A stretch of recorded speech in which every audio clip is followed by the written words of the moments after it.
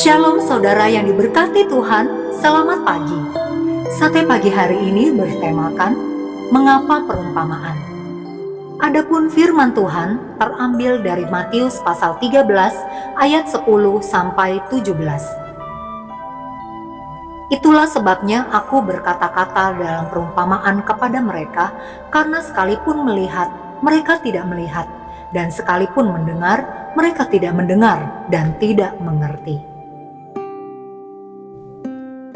Pertanyaan ini muncul dari para murid sesudah mendengar Tuhan Yesus menyampaikan pengajarannya kepada banyak orang dalam perumpamaan tentang seorang penabur. Yang menarik, para murid lebih tertarik untuk mengetahui alasan Tuhan Yesus berkata-kata dalam perumpamaan ketimbang arti perumpamaan itu sendiri. Sepanjang kitab-kitab Injil, Tuhan Yesus kerap sekali menyampaikan pengajarannya dalam perumpamaan. Inti berita dari perumpamaan adalah keselamatan yang disampaikan dalam bentuk kisah nyata kehidupan sehari-hari yang dikenal secara umum, yaitu menabur benih, ragi yang mengkhamirkan adonan, seekor domba yang meninggalkan kawanannya, sebuah cerita, yaitu cerita petani yang menabur benih dan musuhnya yang menabur lalang, dan ilustrasi, yaitu seorang Samaria yang baik hati. Walaupun memiliki berita yang selalu sama, namun terkadang perumpamaan disampaikan dengan tujuan yang berbeda-beda. Salah satunya untuk refleksi. Perumpamaan tentang seorang penabur ini merupakan contohnya. Perumpamaan ini disampaikan oleh Tuhan Yesus untuk menjadi refleksi bagi pendengarnya. Namun bagi mereka yang tidak percaya kepada Tuhan Yesus, mereka tidak mengerti atau gagal memahaminya. Hal ini serupa dengan kisah Nabi Nathan yang menegur Daud karena dosa perzinahan dengan Batsheba. Daud gagal melihat refleksi dirinya dalam cermin perumpamaan Nabi Nathan sehingga ia marah terhadap orang tersebut. Namun Daud akhirnya mengerti setelah Nabi Nathan menegur, "Engkaulah orang itu." Sehingga Daud menyesal dan bertobat. Hal yang sama berlaku dengan perumpamaan tentang seorang penabur. Setelah pengutusan para murid dan tidak tobatnya orang-orang Yahudi, juga ketidakpercayaan orang-orang Farisi, Tuhan Yesus menyampaikan perumpamaan tentang seorang penabur kepada orang banyak sebagai bahan refleksi. Bagi mereka yang tidak percaya kepada Tuhan Yesus, mereka tidak akan mengerti rahasia kerajaan sorga, sehingga segala pemahaman yang mereka miliki dalam perjanjian lama akan sia-sia, karena Tuhan Yesus adalah penggenapan dari perjanjian lama. Namun bagi mereka yang percaya, mereka akan mengerti dan menerima kerajaan sorga dengan limpahnya. Perumpamaan tentang seorang penabur adalah perumpamaan yang bersifat refleksi. Setiap kali membaca atau mendengar perumpamaan ini, kita harus melihat cerminan diri kita dalam kisah ini. Jangan melihat diri sendiri di luar perumpamaan ini, tetapi lihatlah diri sendiri dalam perumpamaan tersebut, sehingga kita merasa berdosa, menyesal, dan bertobat, seperti Daud yang akhirnya mengerti tujuan teguran Nabi Nathan. Pikiran dan perasaan kita tidak bisa sepenuhnya membantu kita untuk mengerti perumpamaan-perumpamaan itu.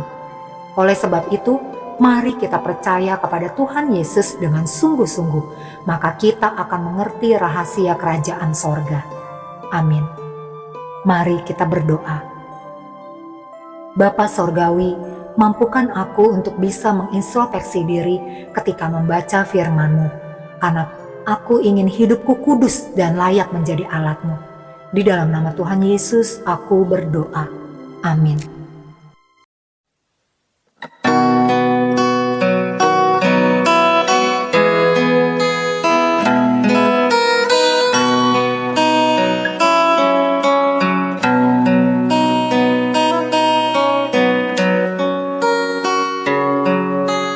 Tuhan, pimpinlah aku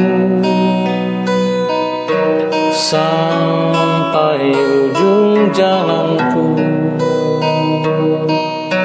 serta-Mu aku selamat, kasih-Mu memberi berkat.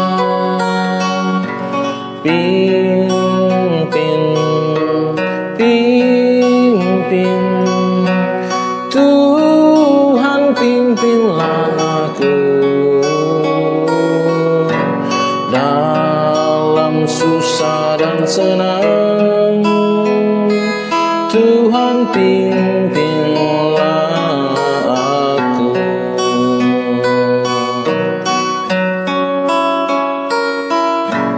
Engkau benteng jiwaku, aku harap padamu. Kalau aku digoda, kasih-Mu memberi kuasa. Pimpin, pimpin, Tuhan pimpinlah aku. Dalam susah dan senang, Tuhan pimpinlah aku.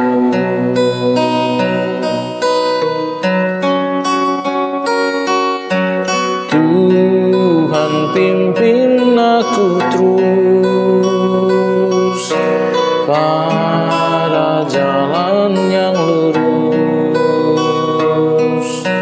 sampai negeri yang kudus, tempat kulihat Yesus.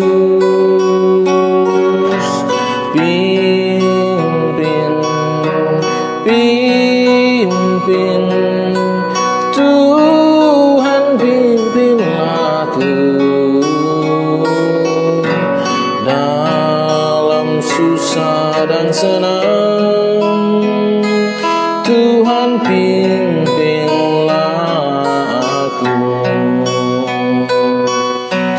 Pimpin, pimpin, Tuhan pimpinlah aku.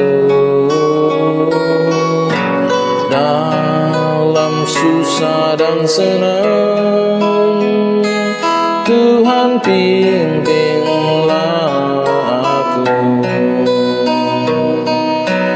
Dalam susah dan senang, Tuhan pimpinlah